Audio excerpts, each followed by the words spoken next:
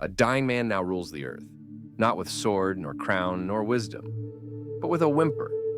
With a trembling lip and outstretched hands, he conquers your instincts, your virtues, your very gods. Yes, it is the sick, the weak, the wounded. These now set the moral law. Pity has become power. The leper commands the healthy to feel shame for their strength. And you obey. You who call yourselves good. You kneel not before greatness, but before suffering. You tremble before pain. You recoil from cruelty, and you dare to call this cowardice a virtue. Look at yourselves, building monuments to mediocrity, legislating morality by the tears of the broken, worshiping failure in the name of love. This is not compassion, it is infection. Once, men aspired to heights. They carved gods from marble and crushed empires beneath their sandals. Now, they aspire to be harmless, to be nice. The lion has been muzzled, the eagle blinded, the fire extinguished. And all for what? So that no one need feel inferior? So that no soul be left behind? You call it progress. I call it surrender. You're not lifting the fallen, you're sinking to meet them. And soon, you will drown in the mud you mistake for mercy. I speak from the mountaintop, to awaken, to accuse, to shatter this altar of universal help. I bring neither balm nor blessing, but a blade for illusions. I speak as fire speaks to the frost, not to comfort, but to consume. Because if this is what helping has made of mankind, then help must be declared a crime. Once the earth rumbled beneath the feet of those who created values. Once it was the noble, those with the will to shape, to command, to say, "Thus shall it be," who gave law to the world. But that age has passed. Now the earth trembles not from strength, but from decay. The ground shifts under the weight of false virtues. A moral earthquake has split the soul of man. You do not see it because you were born in the rubble. You believe these cracked stones to be foundations. But I tell you, the structure of your morality is rotten to the core. Its beams are pity, its bricks are guilt, its mortar is the fear of power. What calls itself morality today is nothing but the tantrum of the powerless, a cry of vengeance wrapped in the language of love. Be kind, they say, be generous, be humble. But why? Because they hate what you might become if you were not. The slave, unable to conquer, poisons the victor with shame. The priest, sterile and frail, curses the instincts of life and names them sin. The herd, afraid of the wolf, breaks its teeth and then praises it for being gentle. This reversal, this triumph of the weak over the strong, is the true catastrophe of our age. Not war, not poverty, but this silent shift in values, where sickness is called depth, where timidity is mistaken for wisdom, where impotence wears the mask of righteousness. Have you not noticed? Those who suffer are always right. Those who fail are always victims. And those who excel, they must apologize. For what? For being reminders that life is not fair, that nature is not democratic, that the gods still favor the daring. This is not morality. This is sabotage, a slow, silent revenge of those who cannot rise. So they drag the world down with them. Pity is the most sinister of virtues. It kneels only to conquer. You believe it's soft, feminine, tender. But look again. It is the handmaiden of decay, the priestess of rot. She smiles sweetly as she spreads disease. She weeps not out of love, but to make you kneel beside her in the dirt. Pity does not elevate. It pulls you downward. Pity is parasitic. When you pity, you're not serving the other. You're feeding on their weakness to soothe your own failure. It is a drug, this pity. a sweet poison that disguises your lack of strength as moral superiority. See how I suffer for the suffering, you cry, and for a moment you feel holy. But you are not holy. You are simply too afraid to face life's cruelty with open eyes and clenched teeth. Beware. Pity seeks not to end suffering, but to enthrone it. It builds shrines to helplessness and crowns the broken as saints. A suffering man in your world has more power than a wise man. A tear weighs more than a truth. To cry is to command. Do you not see how sick this is? Your morality, infected by Christianity and its insidious idol, the crucified one, has made pity sacred. It dares to claim that the broken man bleeding on the cross is higher than the man who conquers the earth. That the sufferer is somehow closer to the divine than the creator, the warrior, the thinker. What blasphemy against life! Suffering is not sacred. It is not a credential. It is not a virtue. It is a condition to be overcome, not a throne to sit upon. When you weep for the fallen, ask yourself, are you helping them rise or are you enjoying their fall? Pity is not love. It is power disguised as sentiment. And those who wield it do so not to heal, but to rule. The altruist is a liar. He wears a halo to hide his envy. He speaks of love for mankind, but what he desires is control. Do not be deceived. Behind every act of selflessness slithers a will that resents strength, freedom, and difference. Altruism is not the virtue of the noble. It is the weapon of the lowly. The noble man gives without calling it virtue. He overflows. His strength demands expression. He creates, he builds, he fights, he gives. But he does not need your gratitude, your applause, your medals of morality. He gives as the sun gives light. Not because it is good, but because it is powerful. But the altruist, he gives with a ledger in hand. He gives so that you may owe him. He gives so that he may chain you to his goodness. He needs you to be weak, to be needy, to be forever in his debt, because only then does he feel strong. He cannot rise, so he disguises his crawling as care. He says, I sacrifice for you. But what he means is, I wish you were never above me. His kindness is a mask. Behind it, his teeth rot with jealousy. He would rather the world be filled with the helpless, the dependent, the broken, because only then can he be the savior, the saint, the indispensable one. He does not want to end suffering. He wants to own it. This is the essence of resentment, the morality of those who cannot affirm life, who cannot create values, who cannot laugh like gods. So they stoop, and they clutch, and they build their thrones out of your wounds. They call it altruism, but it is vengeance, slow, sweet, and sanctified.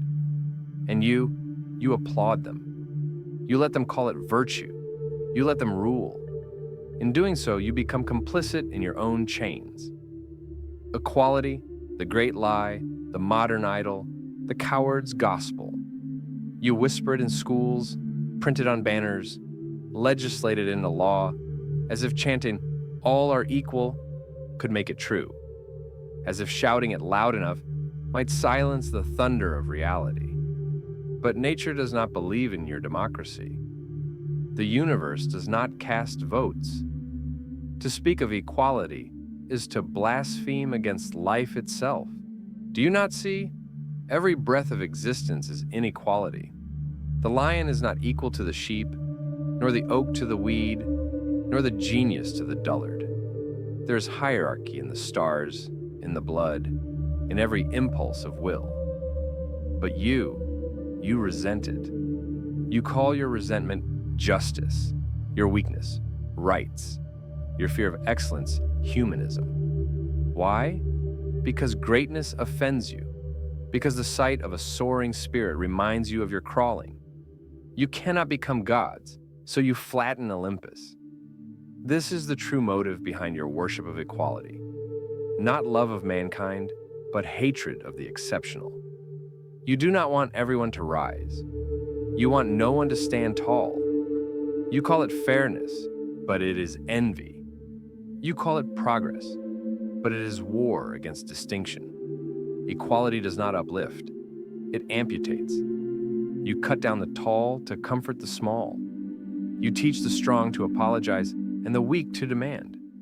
You legislate mediocrity, baptize it with noble language, and call the resulting swamp a utopia. But I tell you, a world without inequality is a world without growth, without ascent, without greatness. It is the slow suffocation of the spirit, the twilight of striving, the victory of the last man. Beware this doctrine of decay, for it does not make men brothers. It makes them slaves, equal only in their helplessness, uniform in their obedience, united in their smallness. Every time you help, you must ask, am I lifting or am I binding? For what you call compassion so often becomes a chain. A velvet chain, yes, perfumed with good intentions, embroidered with moral praise, but a chain nonetheless. You do not lift the fallen. You tie them to you. You say he is hungry, he is lost, he is in need, and you rush to feed, to guide, to give. But in doing so, you rob him of the will to rise. You make him dependent on your virtue. You replace the struggle of becoming with the comfort of being served. That is not love. It is conquest disguised as kindness. The chain of compassion loops both ways. The helped become helpless, and the helper becomes necessary. A sick symbiosis. The master no longer carries a whip, but a loaf of bread. The slave no longer fears pain, he fears independence. And worse still, you multiply the unfit. You preserve what nature would discard. You teach the broken to breed, the weak to govern, the cowardly to preach. You intervene where life demands distance. You interfere where struggle alone could purify. You have built a world where no one is allowed to fall, and so no one can rise. What becomes of a species that forgets selection, that calls every deformity sacred, that builds scaffolding around every failure and calls it society? I will tell you, it decays. Not in an explosion, not in flame, but in softness, in comfort, in kindness. It forgets how to be hard, how to fight, how to grow. Your compassion is too cheap, too constant. You hand it out like bread at a festival, and you think you are gods. But gods do not stoop for everyone. Gods demand assent. True help does not carry, it challenges. It does not kneel beside, it climbs above and beckons. Anything else is not mercy, it is sabotage. We live in a civilization of healers, doctors of the soul, surgeons of society, nurses of morality. They swarm like flies, these healers, swaddling mankind in bandages, whispering lullabies of safety, mercy, and emotional anesthesia. And what has their care created? A world that no longer dares to bleed. These healers do not love health. No, they need the sickness. They feed on it. They build their thrones upon the convalescent and write their scriptures in the language of rehabilitation, but not toward strength, toward dependency. Their ideal man is not whole, not fierce, not dangerous. He is manageable, sensitive, reformed. The highest virtue now? To be in therapy. You're told it's not your fault. You're told you are enough. But this is not healing, it is sedation. It is the quiet erasure of accountability, the sterilization of the soul. They would rather numb your suffering than sharpen your struggle. They treat discomfort as a pathology, passion as trauma, and rebellion as disease. You are not cured, you are tamed. Do you not see? The sickbed has become a temple. Every neurosis is canonized, every weakness named a right, every wound turned into an identity. To be sick is to be sacred. To be healthy is to be suspect, arrogant, privileged, toxic. They have made a religion of recovery, but without any resurrection. I say, destroy this culture of the sickbed. Let the fever run its course. Let the weak stagger or stand. Let pain speak. Do not silence it with pharmaceuticals of false morality. You cannot purify fire by dousing it in warm milk. There are wounds that should be kept open. There are souls that must learn to scar without soft hands. The true healer, he does not console, he demands. He rips off the bandage and exposes the rot. He does not ask, "Are you okay?" He says, "Prove you are alive." And that is the only cure worth offering. Nothing is more dangerous than a man convinced he is doing good. The tyrant with a crown is feared. The tyrant with a mission of love is worshipped. And that is precisely why he is more deadly. For the executioner in armor shows his blade, but the moralist hides his in the bouquet he offers. Intentions, you sanctify them. You place them upon altars. He meant well, you say, as if that pardons the ruin left in his wake, as if the purity of motive makes up for the poison of consequence. But who examines the intent of the one who helps? He who helps always places himself above. It is a hidden assertion of superiority. One says, "I am the giver, you are the lacking." Even your warmest smile carries this sting. There is always a shadow in charity, a shadow shaped like a leash. You help, but you expect gratitude. You serve, but you expect to be admired. You cloak it in humility, but secretly you are counting the thanks, the recognition, the moral credit. And if you are not praised, you grow bitter. You say, "After all I've done," is that love? No. That is conquest with clean hands. The truly noble do not trumpet their virtue.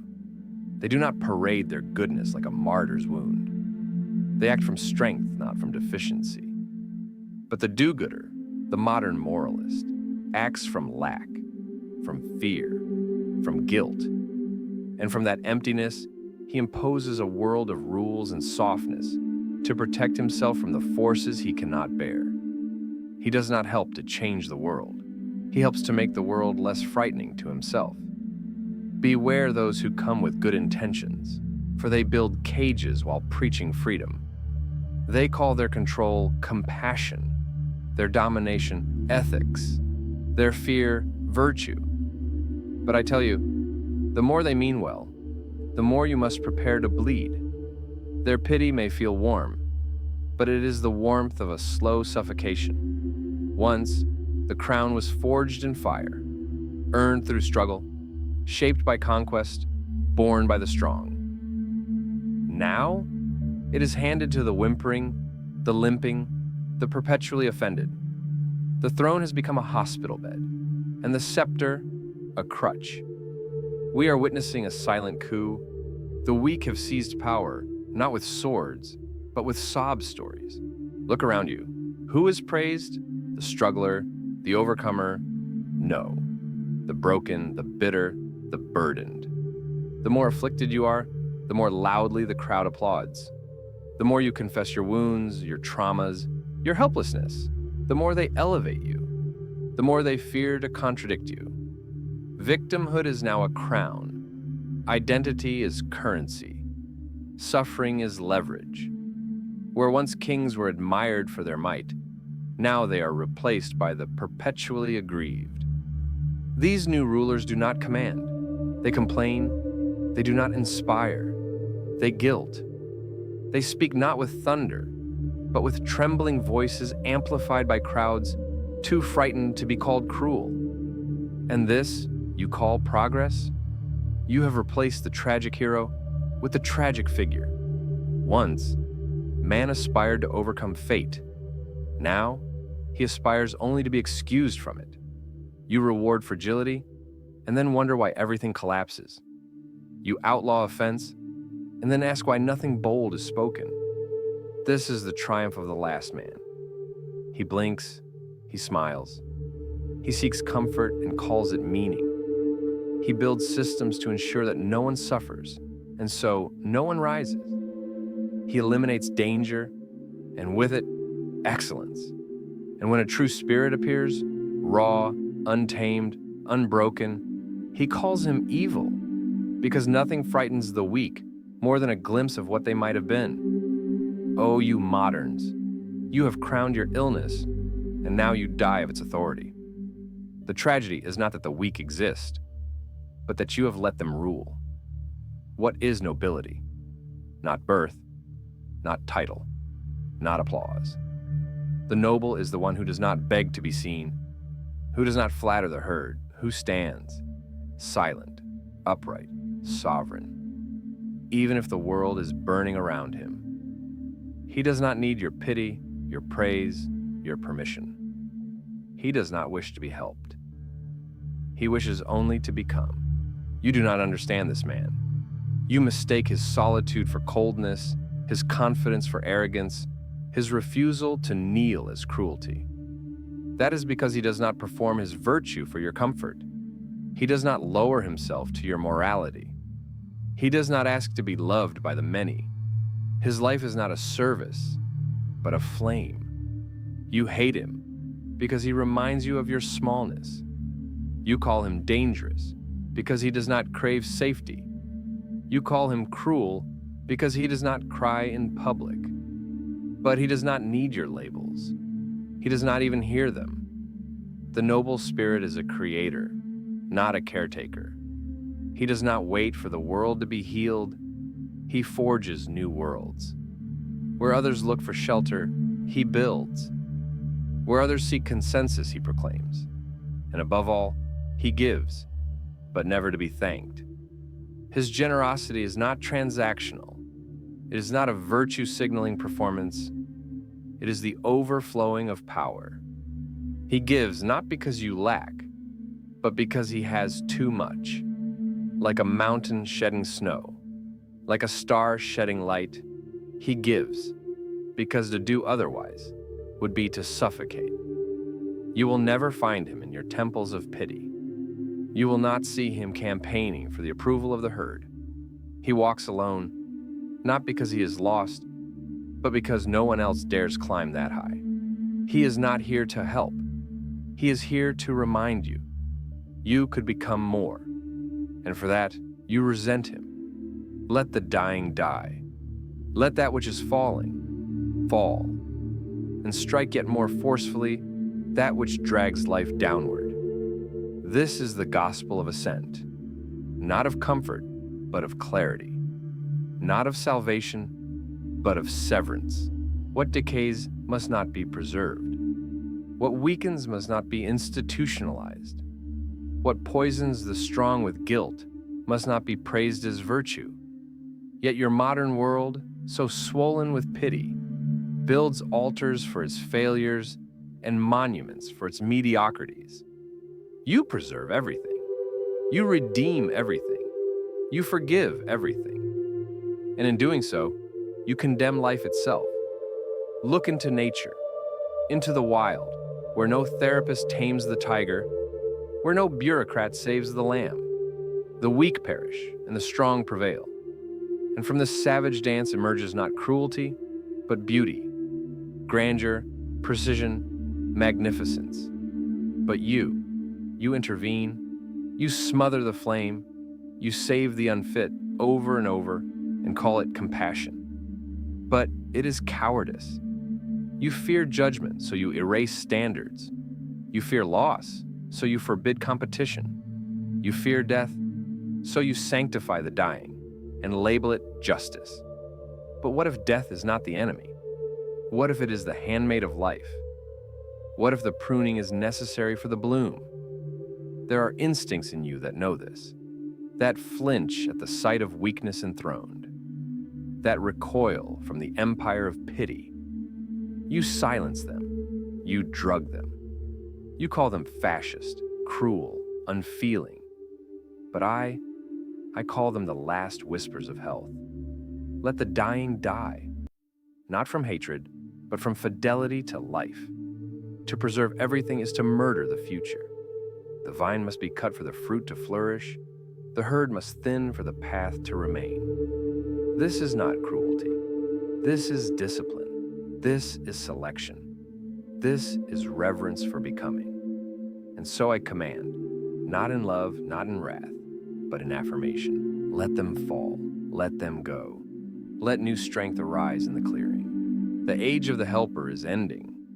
The reign of the weak, the whining, the well-intentioned mediocrity, it collapses under its own weight. It promised you heaven and delivered stagnation. It promised love and gave you chains. It sang of justice and dragged all greatness into the grave of sameness. Now, I speak not to the herd. I speak to the last ones still awake. You who feel sick in this world of soft hands and padded walls. You who choke on pity and crave air sharpened by danger. You who would rather fall from a cliff than kneel in a temple of equality. I speak to you. The overman is not born from comfort. He is not sculpted by pity. He rises through fire, through solitude, through the refusal to bend to the whining moralities of the crowd. He does not ask, what helps the most people? He asks, what creates the highest? He is the arrow aimed beyond man, beyond the guilt, beyond the sermons, beyond the broken-spirited priests of progress.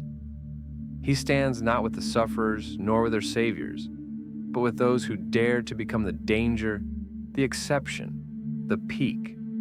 He laughs, not from mockery, but from height.